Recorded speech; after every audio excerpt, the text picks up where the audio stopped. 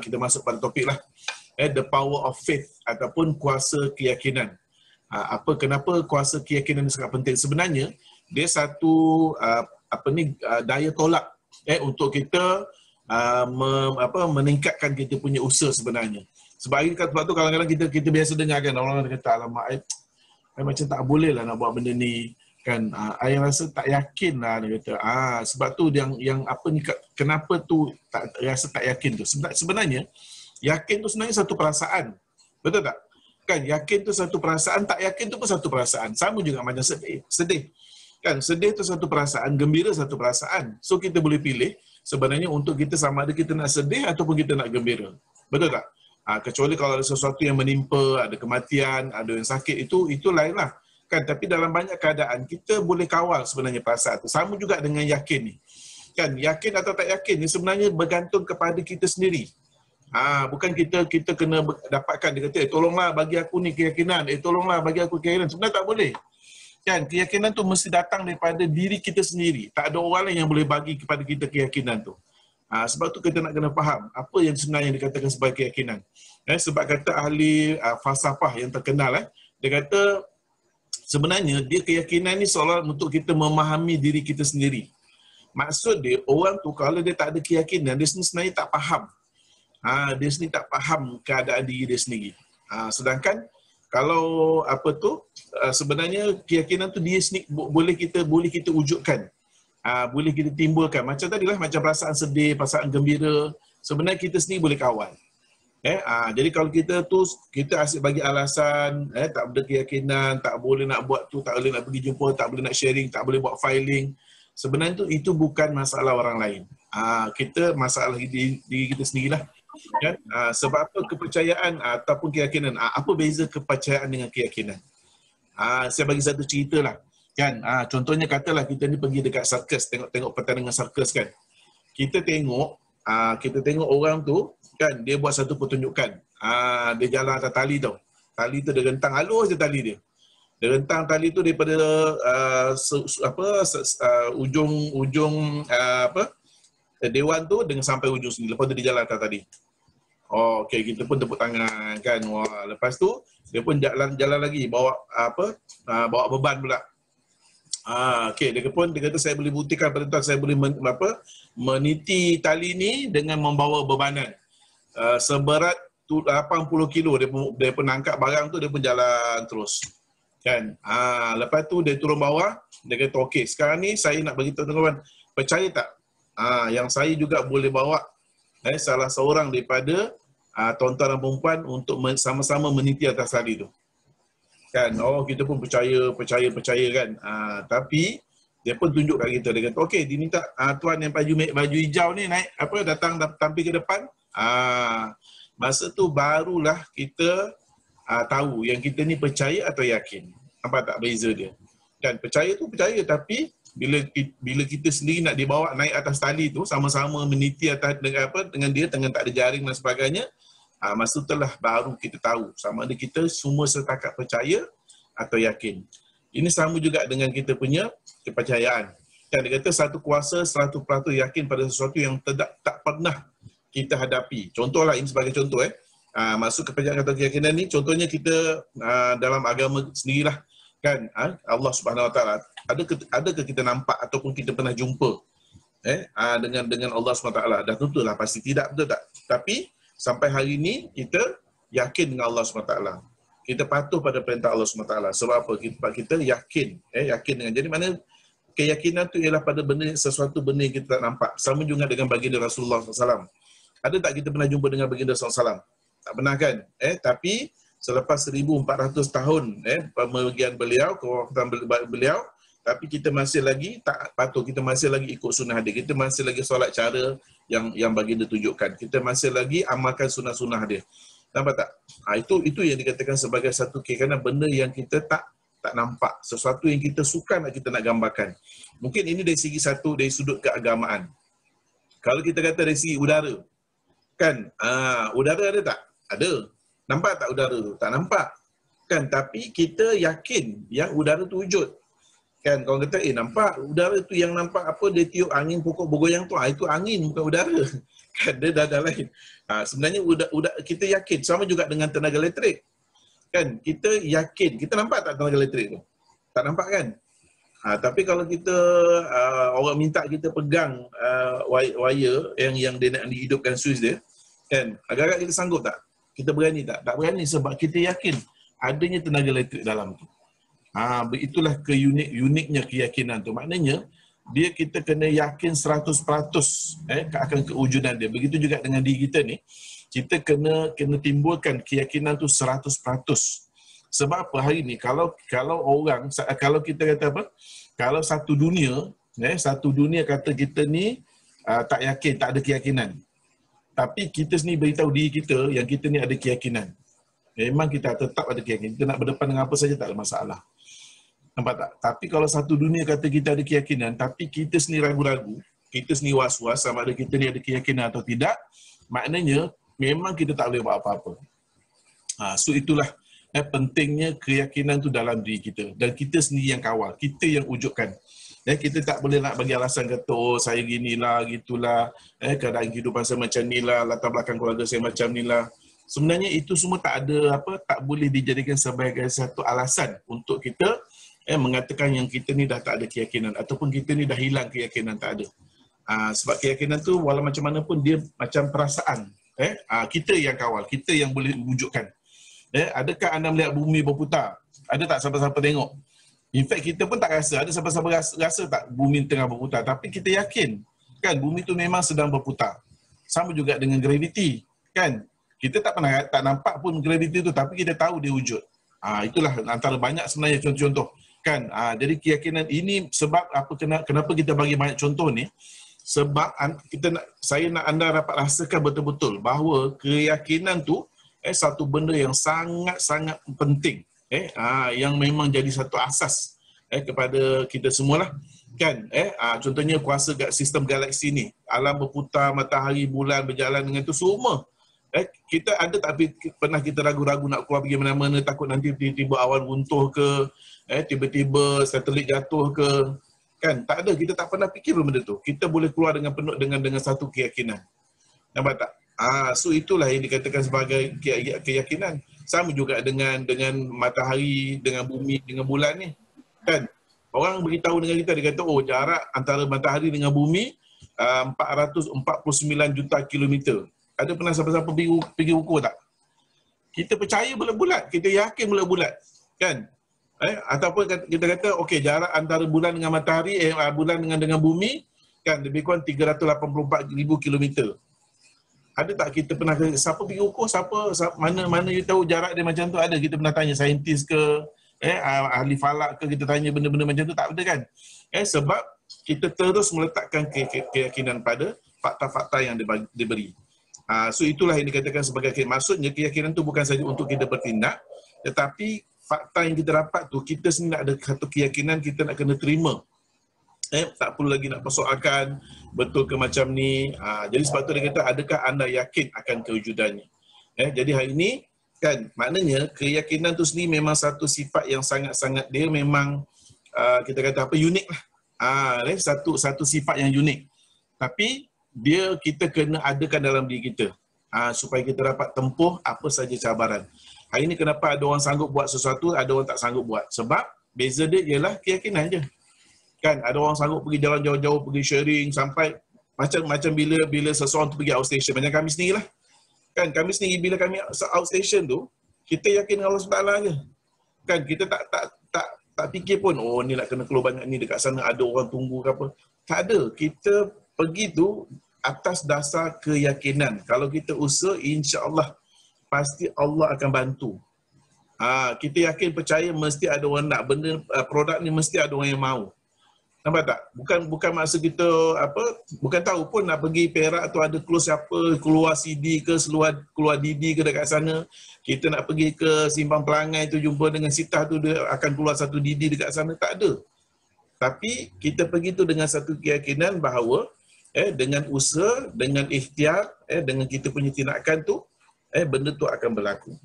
So itulah yang dikatakan sebagai keyakinan ni. So ada banyak banyak sudut lah yang kita nak kena faham ni. Dan kita perlu yakin kepada diri kita sendiri. Ini yang penting sekali lah. Sebab apa dia kata keyakinan ni sebenarnya kalau kita betul-betul faham tentang kuasa keyakinan ni, dia ada satu kuasa ajaib. Dia macam satu miracle untuk kita mengatasi apa saja cabaran, apa saja dugaan, apa saja masalah. Kalau kita berbekalkan dengan satu keyakinan yang betul-betul 100% ataupun yang keyakinan yang 101%, sebenarnya apa saja cabaran, apa saja dugaan dan apa saja pencapaian, sebenarnya walaupun orang kata mustahil, tapi sebenarnya kita boleh capai. Nampak tak? Begitulah hebatnya, hebatnya kuasa keyakinan tu. Jadi kita kena ingat, yang biasanya yang tak capai target, yang buat setengah jalan, yang jadi tak jadi, buat tak buat, sebagainya tu, semua tu berpunca daripada keyakinan kita lah. Sebab tu hari ni kita kena bermula daripada saat inilah. Kalau boleh kita tingkatkan diri kita, tingkatkan keyakinan kita, perbetulkan balik. Mana-mana yang kita rasa ada kekurangan tu, insya-Allah saya yakin, saya yakin anda pasti boleh mencapai satu kejayaan yang luar biasa, kan? Dia kata sebab apa? Kenapa kita kata keyakinan sebenarnya wujud dalam diri anda semua? Saya cukup percaya, saya sangat yakin sebenarnya memang anda semua, kita semua ni adalah juara lah. Sebab apa dia kata? Sebab kita pernah menang ataupun kita pernah menang dalam satu pertarungan, pertarungan hidup yang paling sengit. Siapa ingat? Ada tak siapa-siapa ingat apakah pertarungan yang pernah kita tempuh? Siapa boleh jawab? Boleh masuk dekat chat lah. Ya, mana saya punya chat ni? Selamat. Okey. Jadi baby. Macam mana? Ya. Masa bila yang kita jadi juara tu? Oh, tak ada jawab lagi. Boleh jawab dekat chat. Jadi baby. COVID-19. Oh, adalah kata masa jadi COVID-19. Masa jadi baby kata Nadia. Nadia jawab tu. Membesar dalam rahim ibu. Rabi. Kita bukan membesar. Kita jadi janin tu pun kita sebenarnya dah. Siapa jawab? Masa kita di rahim ibu. Dia bukan masa dalam rahim. Sebelum jadi janin tu. Sebelum jadi janin tu kan.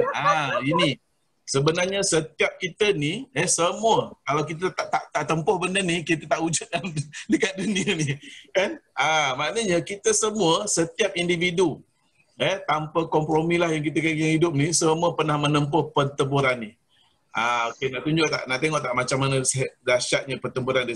Tunjuk satu video Okey, ni You were literally born phenomenal, like the whole process. Like there are like 5 million options in the womb. We're not talking about one sperm cell and one egg. There are 5 million options, and out of 5 million options, you made it. They've got to make their way through a complex series of environments in a kind of warfare. It is warfare. Innately, everything about you is great. Everything about you is phenomenal. But the problem is, you have consciously chosen to be average.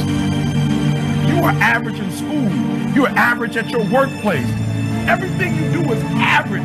And not because it's average, but because you made a decision. You made a choice to be average. Why? Because the people around you are average. Or maybe you grew up in an average environment, or went to an average school, or you work for an average company. So you decided.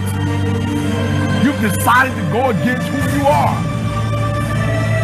You've decided to go against who you are. So that's why you go to the basketball games. That's why you spend hours watching your favorite athlete, right? Because when you watch them, there's something about you that's attracted to that greatness, because there's something in you that's great. That's why you put those hands. Okay. So dah tengok video tu, mungkin ada yang nampak You were literally terlampau kecil sangat mungkin dekat handphone. Sebenarnya dia kata apa? Kita ni adalah juara. Anda adalah juara. Nampak tak jari tu tunjuk kat siapa?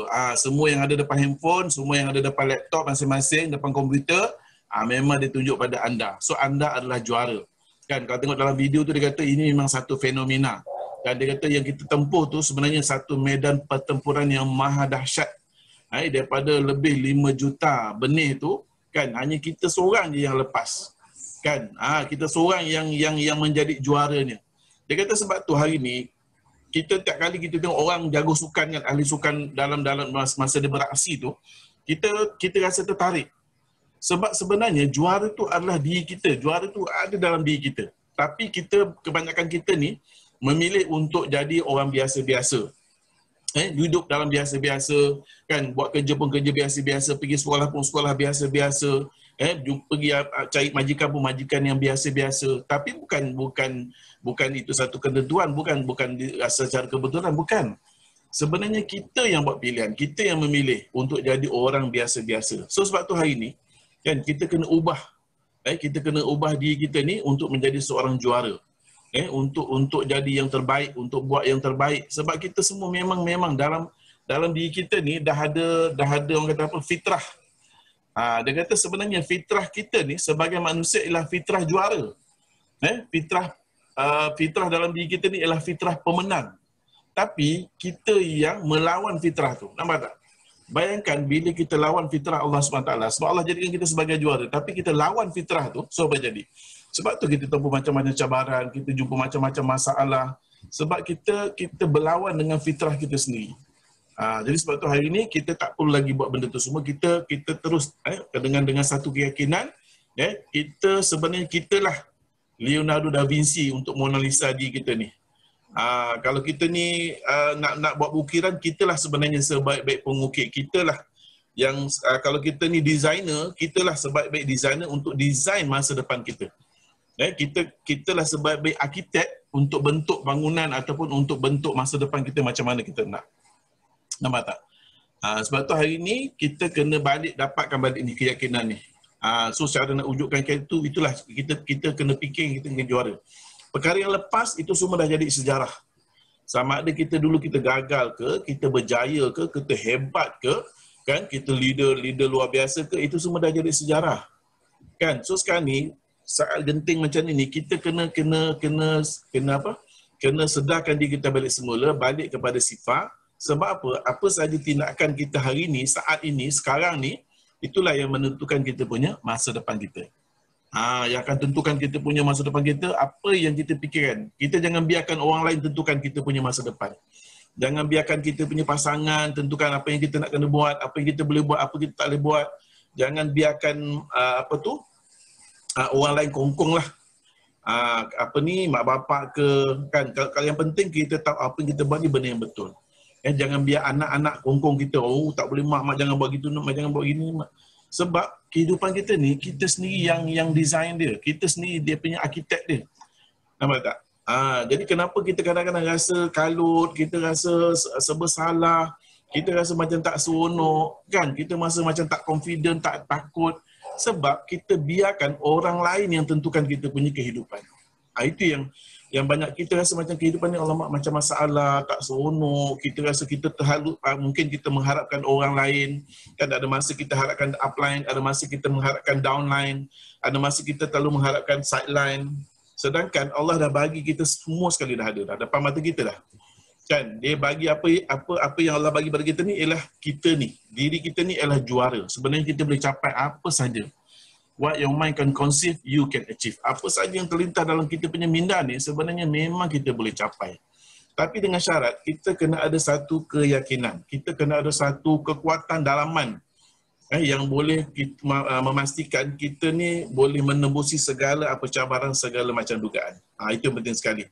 Sebab apa dia kata? Kita kena yakin bahawa setiap orang tu dia ada kelebihan dia sendiri, dia ada kebolehan dia sendiri.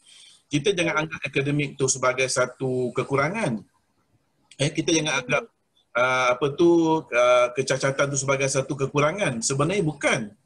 Kan? Sebenarnya setiap orang ada kelebihan dia. Saya pernah dengar satu pakar motivasi begitu, dia kata apa? Sebenarnya bijak akademik tu, kalau dalam senarai kebijaksanaan, dalam senarai kebijaksanaan, bijak akademik tu sebenarnya last sekali. Nombor 13. Dia ada banyak lagi bijak. Bijak gambaran, bijak lisan, bijak kemahiran, semuanya banyak. Ada orang tak ada kelulusan tinggi tapi dia boleh, macam contohnya kita ada satu anak muda Luzul. Kan, dia tak ada kemahiran IKM dia tapi boleh design kereta, dia boleh panggil kereta datang sendiri kat dia. Nampak tak? Kan, ada orang dia tak pandai tapi tang design baju kan, yang bila buat reka bentuk, so itu sebab tu kita kata ada banyak kebijaksanaan yang kadang-kadang kita terlupa. Kita rasakan kita tak ada kelulusan, kita ni solar rendah, kita ni SPM tak lepas kan. So kita rasa itulah kita punya kekurangan. Kita rasa kita tak pandai cakap, kita ni tak ada macam-macam lah yang kita sendiri blame diri kita sendiri. Jadi tu yang menyebabkan kita semakin hari makin hilang keyakinan. Tak ada orang pula lagi yang nak bimbing kita, nak bagi dorongan. Malahan keliling kita ni semua bagi kata-kata yang negatif kan. Mana boleh, kau tak boleh punya, dah lah cukup-cukup lah tu, apa kau nak lagi. Banyak, ada ramai yang kita tengok benda-benda macam ni, nampak tak? Kan? So sebab tu hari ni kita kena orang kata kita kena kenapa tak gerak ni? Kita kena tingkatkan diri kita lah. Jangan sekali-kali ragu-ragu pada kebolehan kita sendiri. Sebab dia kata, ragu-ragu pada kebolehan sendiri adalah satu tragedi yang paling menyedihkan. Sebenarnya kita mati sebelum jadi jenazah. Itu masuk ragu-ragu tu.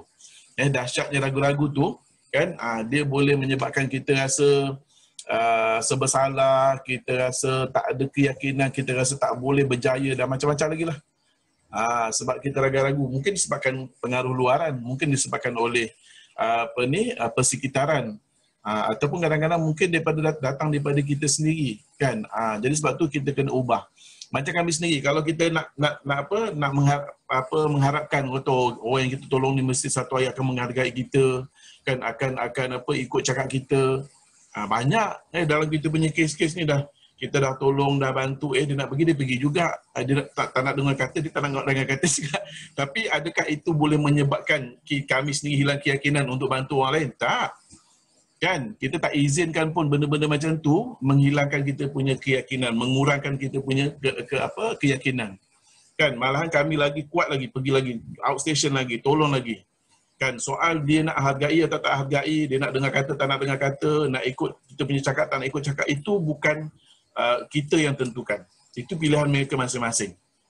Tapi kita punya pilihan apa dia? Kita punya pilihan ialah untuk teruskan kita punya perjuangan, untuk tingkatkan lagi kita punya keyakinan, untuk teruskan kita punya perjuangan. Itulah pilihan yang kita sendiri boleh buat. Kan, okey, sebelum saya akhirkan topik ni, okey, ada 5 cara lah, 5 tips ni macam mana kita nak tingkatkan keyakinan diri kita. Mungkin kita kata, alah Haji nak cakap senang lah, Haji lain lah kan. Sebenarnya tak, setiap orang, setiap daripada kita ni semua sebenarnya boleh capai apa yang kita nak capai, boleh tingkatkan diri kita sebenarnya.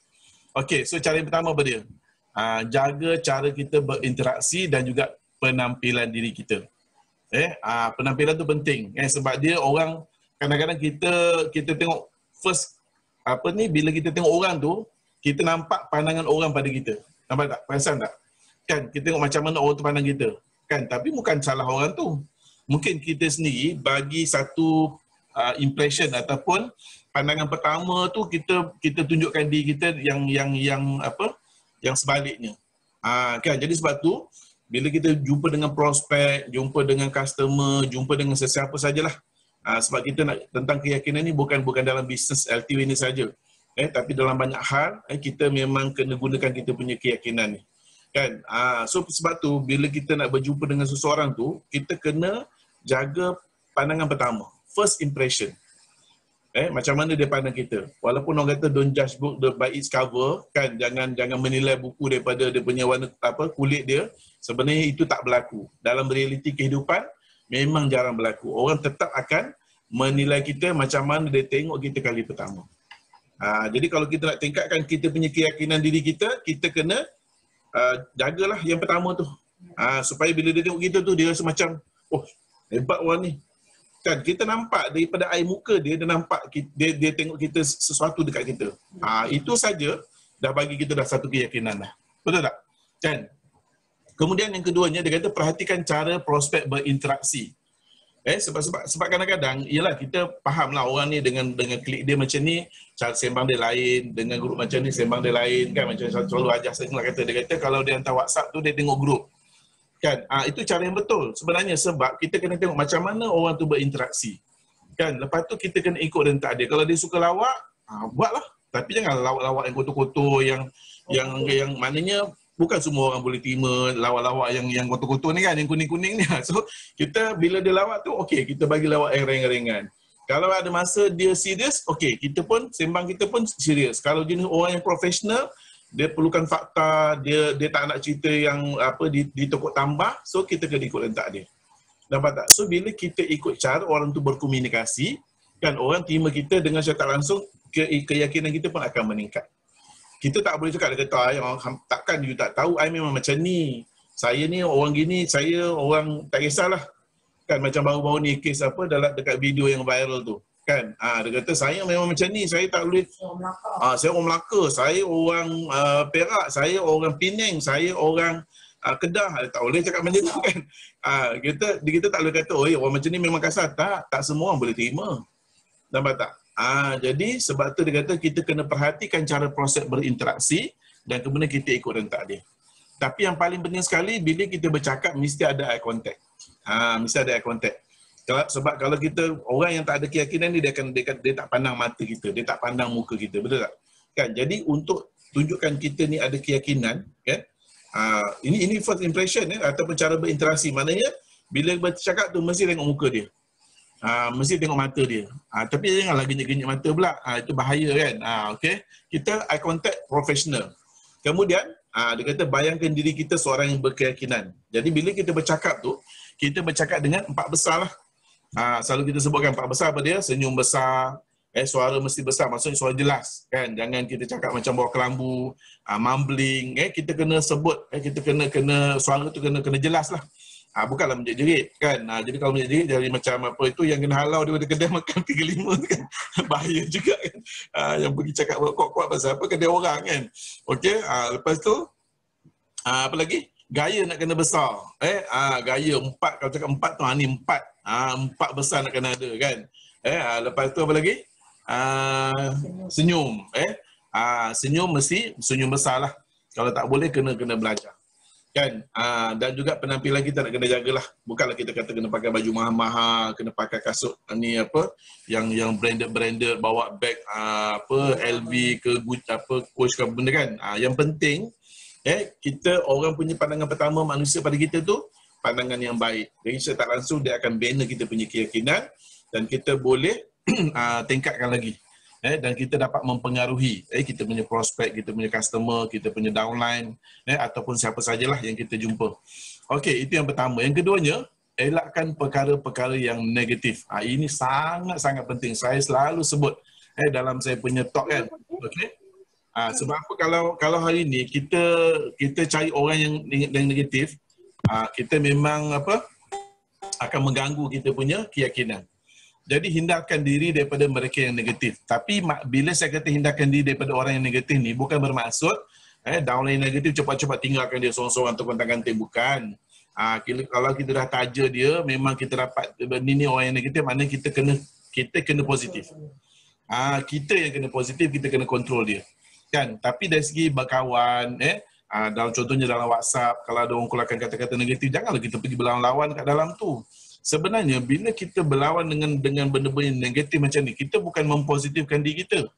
Sebenarnya kita menegatifkan diri kita dan orang tengok kita pun jadi negatif. Nampak tak? Kan? Sebab tu kalau ada orang keluar isu semasa ke politik ke apa benda ke, jangan layan dalam WhatsApp group, dalam Facebook, dalam apa-apa kan. Itu semua bila dia bagi kita negatif, kita lari, kita elakkan diri. Kalau kita nak, kalau konon-konon, tak apa ni aku nak sekolahkan dia. Aku nak positifkan dia. Memang dia bukan dia jadi positif, kita yang jadi negatif. Nampak tak? Sebab tu hindarkan diri, kita kena bergaul. Bergaul dengan orang yang negatif lah. Tapi ingat kalau kebetulan downline kita tu yang negatif, itu kita kena betulkan. Kita kena bimbing dia dengan cara yang betul lah.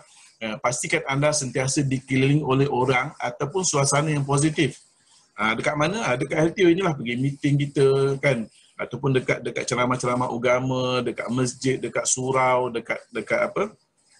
Tempat-tempat yang memang orang sentiasa orang yang dekat situ memang positif lah, memang nak berjaya, seminar-seminar usahawan kan. Itu yang anda kena hadirkan diri. Kemudian sentiasa muhasabah diri. Jangan ingat orang negatif, orang negatif, rupanya kita yang negatif.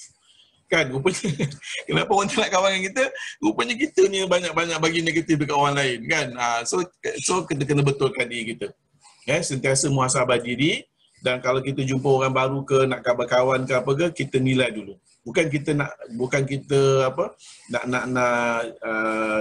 rosakkan ukuran dan sebagainya, bukan. Ini memang penting untuk jaga kita punya keyakinan diri kita, untuk jaga kita punya usaha kita lah.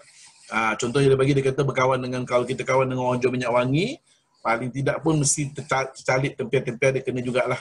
Kan, contohnya orang sebelah ini jual minyak wangi kan, kita duduk sebelah kedai dia, balik rumah kita mesti baju kita bau wangi, betul tak? Kan, pakaian kita. Jadi dan kita pun rasa positif, sangat positif. Tapi kalau kita kawan dengan tukang besi kan, duduk sebelah dia, kalau kita tak kena panas pun, tempiah-tempiah tu pun boleh rosakkan kita punya pakaian, boleh terbakar baju kita, betul tak? Itulah ibaratnya bila kita pengaruh, dahsyatnya pengaruh persekitaran kepada diri kita sendiri. Okey. Dan kemudian seterusnya, kalau kita yang ketiga, ubah persepsi terhadap diri sendiri. Kita janganlah selalu menyalahkan diri sendiri. Kalau saya ini silap lah gini, saya memanglah saya tak jadi ni sebab gini-gini. Kan, jangan terlalu menyalahkan diri sendiri. Apa yang kita buat, muhasabah. Muhasabah tu maksudnya untuk memperbaiki yang mana-mana ada kelemahan. Tapi kalau kita terlalu banyak menyalahkan diri sendiri, semua silap kita, ini tak jadi sebab kita juga, itu orang ni gagal pun sebab kita. So memang at the end kita akan hilang keyakinan. Kita rasa tak naklah tolong orang ni, kan nanti orang tu gagal, orang tu susah. Tak naklah pergi jumpa orang ni, nanti dia semua macam ni. Kan, kita bukan bawa COVID-19 yang kita takut nak jumpa orang dan sebagainya, betul tak? Okey, jangan biarkan perkara silam menghantui diri kita. Nampak tak? Tadi saya dah sebut kan, perkara yang lama tu dah jadi sejarah. Itu dah jadi history. Dia bagus ke, tak bagus ke, gagal ke, berjaya ke, apa ke, semua dah jadi sejarah. Kan? Sebab kadang-kadang orang tu mungkin dia dulu berjaya. Tapi bila dia nak memulakan sesuatu tu, kita kena kosongkan diri kita. Kita kena anggap kita ni tak ada apa-apa. Nampak tak? Sebab kalau kita, itu pun hantu juga tu. Kan? Yang rasa dia dah hebat, rasa dia berjaya, itu pun akan menyebabkan kita merosakkan diri kita juga. Kan, at the end kita akan hilang keyakinan, orang jauhkan diri daripada kita. So that's why kita perkara yang lepas yang baik tu jadikan, biasa orang sebut dia kata yang tak baik jadikan sempadan, yang baik tu jadikan tauladan kan. Okey. Dan jangan keep on blame diri, kata kita ni tak perfect lah, kita ni ada kekurangan lah. So jangan tu. Selalu tanamkan kita ni yang terbaik, dan kalau selalu fikir kalau orang lain boleh, kenapa aku tak boleh? Kan, kalau Fazli Aida yang bawa bas tu pun boleh, takkan aku tak boleh? Kalau yang Azlina tu satu kampung dia boleh tajik, takkan aku tak boleh? Nampak tak? So maknanya sentiasa kalau kita tengok kerjaan orang tu, kita kata kalau orang boleh, kita mesti boleh juga. Kalau Haji Jamaluddin boleh, mesti boleh. Kita pun mesti bolehnya. Kalau Josie boleh, takkan kita tak boleh, kita sama macam dia juga. Nampak tak? So dengan cara tak langsung dia akan meningkatkan kita punya keyakinan, dia akan membentuk pribadi yang kuat dalam diri kita. Dan selalu tanamkan diri kita ni, selalu sebut pada diri kita, saya yang terbaik. I'm the best. Kan? Kalau nak bagus lagi, I'm the best among the best. Okay? Jadi itu cara untuk meningkatkan keyakinan diri kita sendirilah. Okey, yang keempat, keluar dari zon selesa. Jangan jadi tertipu. Tertipu dengan apa? Dengan zon selesa ciptaan sendiri. Banyak hari ini yang berlaku. Banyak yang berlaku hari ini, dia rasa selesa dengan zon selesa yang diciptalah. Dia kata, okeylah ni aku dapat rumah macam ni pun okeylah, rumah 3 bilik. Ataupun dia kata dapat rumah 2 bilik pun okey dah, aku dah hidup selesa lah, jiran-jiran pun bagus, masyarakat pun bagus, kan? Sebenarnya ada lagi yang bagus, cuma kita tertipu dengan zon selesa ciptaan sendiri. Yang kita rasa dah cukup lah, pakai kereta ni asal boleh gerak sana sini, sesekali rosak tu biasalah kereta kan. Nampak tak? Kita bagi alasan yang tak munasabah untuk tipu diri kita sendiri. Nampak tak? So sebab tu kata jangan kita mesti keluar daripada zon selesa. Kita kena rasa benda tu tak cukup, tak memuaskan. Jangan cepat berpuas hati. Kalau kita makan pun kita makan nak cari yang sedap, betul tak? Kalau nak beli barang pun kita nak cari yang paling cantik, baju kita nak cari paling cantik sekali, betul? Jadi sebab tu bila kita nak cari sesuatu pun kita kena cari yang terbaik. Kita nak buat sesuatu pun kita buat yang terbaik. Jangan always go for the best. Kan? Jadi kalau ada kata west apa kata? Saya pun tak ingatlah. Kan nanti ingat nanti saya cakap lagi. Okey, banyak orang bukan gagal dalam mencuba. Tapi gagal mencuba. Nampak tak? Dia bukan gagal dalam mencuba tu. Sebenarnya dia tak cuba langsung. Kan? I dah try dah. I dah cuba dah tak boleh. Sebenarnya dia bukan cuba, dia gagal dalam mencuba. Dia gagal mencuba, bukan gagal dalam mencuba. Nampak tak? So kena faham betul-betul. Dan jika mahu sesuatu yang belum pernah kita capai, ini selalu orang sebutlah. Dia kata kalau kita nak sesuatu yang tak pernah kita capai, kita mesti bersedia untuk buat benda yang kita tak pernah buat. Nampak tak? Kalau apa? Kalau kita nak sesuatu yang belum pernah kita capai, kita mesti sanggup buat ataupun sanggup lakukan sesuatu yang belum pernah kita buat. Pergi sharing, buat filing, jumpa orang, cerita apa, marketing plan, cerita 5 keistimewaan. Kalau kita tak sanggup buat benda-benda macam ni, macam mana kita nak expect orang nak keluarkan JD Express lah, ada orang nak buat DAB lah, betul tak? Sebab kita sendiri tak pernah, tak sanggup nak buat benda-benda macam tu. Kita rasa, tak boleh, tak apalah tunggu upline lah. Tak apalah tunggu orang ni cerita lah. Kan? Ataupun tak apalah, tunggu aktiviti lah. Nanti aktiviti nanti ada speaker yang akan cakap. Nampak tak? So kalau kita buat macam tu, kita jadi macam tadi lah dalam video tu. Kita memilih untuk jadi orang biasa-biasa. Kita buat benda yang biasa-biasa. Kita punya tindakan pun tindakan yang biasa-biasa, average. So bila kita bertindak, berfikir, bercakap, cuma average, memang kehidupan kita akan jadi average lah. Kita tak mungkin akan jadi orang yang hebat. Kita tak akan mungkin capai sesuatu benda yang tak pernah kita capai. Itu memang pasti. Betul? Okey. Dan yang kelima, jangan sekali-kali bandingkan diri kita dengan orang lain. Nampak tak? Sebab bila kita start compare dengan orang lain, kan kita mula rasa yang kita tak cukup berjaya. Dia lain lah, dia hebat, kan aku ni cukuplah takat ni je. Nampak tak? Sebab silap kita apa? Kita buat perbandingan, bandingkan diri kita dengan orang lain. Kalau untuk pencapaian tak apa. Kalau orang lain boleh, aku pun mesti boleh. Tapi kalau dari segi usaha dan sebagainya, kita tak boleh perbandingan. Sebab kena faham, hidup kita ni bukan satu pertandingan. Kalau nak bertanding, masuk maraton ke, masuk walkathon ke, kan? Masuk pertandingan nyanyi karaoke ke, warga emas ke, warga gegar berganza apa ke. Saya tak nak ikut benda tu kan. Itu kalau betul-betul nak masuk pertanding. Tapi kehidupan kita ni, ini bukan pertandingan. Kan kita bukan nak kata orang ni bagus, orang ni tak bagus. No, ini kehidupan kita ni kita yang tentukan. Kita nak design kehidupan kita, masa depan kita. Kan? So kenapa kita nak biarkan orang lain rasa rendah diri kita tu membunuh kita punya keyakinan. Yang penting sekali yakin dengan apa yang kita rancang lah. Dan juga yakin dengan apa yang syarikat sediakan ni. Kan? Kan kita kena ada 3 keyakinan. Yakin pada syarikat, yakin kepada upline, dan juga yakin kepada diri kita sendiri. So kita dah plan ni, okey, ni mesti boleh berjaya. So kita jalan terus. Jangan kita bertangguh, jangan kita kata sebab ni tak boleh, ada alasan tu bagi alasan ni kan. Sebab apa yang kita buat, jangan fokus pada kelemahan, tapi fokus kepada apa kelebihan kita. Kan? Kita kena sebab tu saya masa saya belajar dulu pun, saya tak setuju dengan SWOT analysis tu. Saya kurang setujulah. Tapi bila jawab soalan, kita ikut jugalah SWOT analysis kan. Dia kata kita kena kaji kita punya strength, apa kekuatan kita. Lepas tu kita kena kaji apa kita punya weakness. Kan? Lepas tu apa lagi? Threat, apa kita punya ancaman. Lagi satu apa? SWOT analysis. Tak ingatlah tu apa benda kan. Tak apalah nanti. Threat T.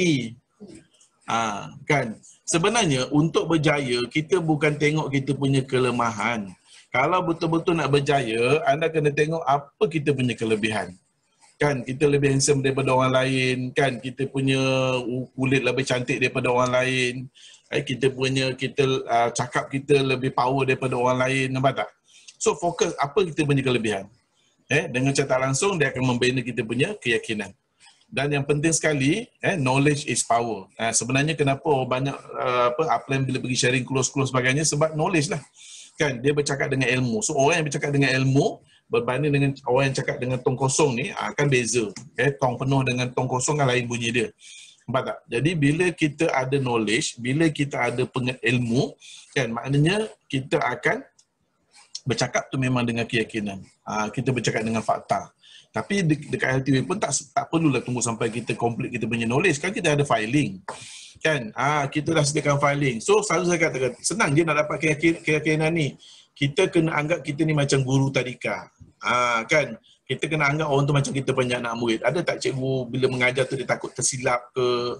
Dia takut tersalah sebut ke nanti anak murid tahu. Kan? Anak murid tu tak tahu apa benda. Sama juga. Bila kita pergi sharing, jangan takut tersilap, jangan takut salah sebut, sebab orang prospek tu pun tak tahu apa benda yang kita sharing. Salah, dia tak tahu salah ke betul. Kan, yang tahu salah betul kita je. Jadi kita kalau hari ni ada kesilapan, perbaiki lagi. Nampak tak? Dan paling penting, Rabi, kalau kita tak bandingkan dengan orang lain, macam mana kita nak tingkatkan kita punya pencapaian?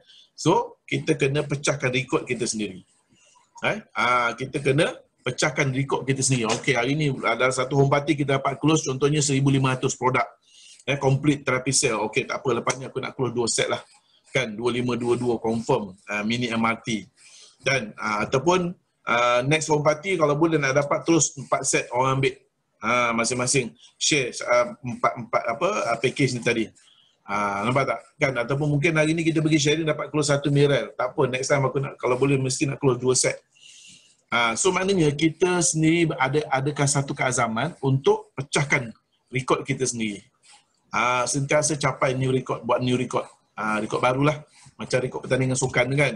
Okay, jadi bila kita lakukan 5 perkara ni, insya-Allah sedikit demi sedikit kita akan dapat bina kita punya keyakinan, dan dengan keyakinan yang kita ada ni, insya-Allah kita pasti akan dapat capai apa yang kita nak capai. Okay. So saya rasa itu saja yang saya nak kongsikan. Cuma sebelum untuk kita mencapai kejayaan tu, yang penting sekali kita kena berusaha. Tak ada benda yang datang bergolek-golek, tak ada benda yang datang senang. Kan first kali kita usahalah. Kan pernah satu sahabat dia datang jumpa Rasulullah SAW. Dia kata Rasulullah tanya dengan dia kata, mana kamu punya unta? Oh, ada dekat padang. Dia kata dah tamat belum? Dia kata tamat. Tak, aku tawakal dengan Allah SWT je.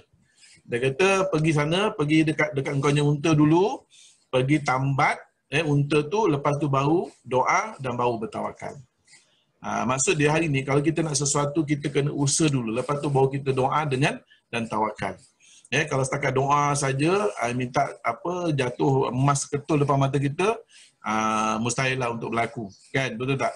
Tawakal, saya tawakal ni memang saya tawakal sedahsyat ni. Kan tapi tanpa usaha, tanpa tindakan, Allah takkan ubah nasib kita. Itu janji Allah SWT sendiri. Kan Allah takkan ubah nasib satu kaum kecuali kaum itu sendiri mahu mengubahnya. Betul tak? Dan jadi sebab itulah hari ini kita kena ingat. Okey, so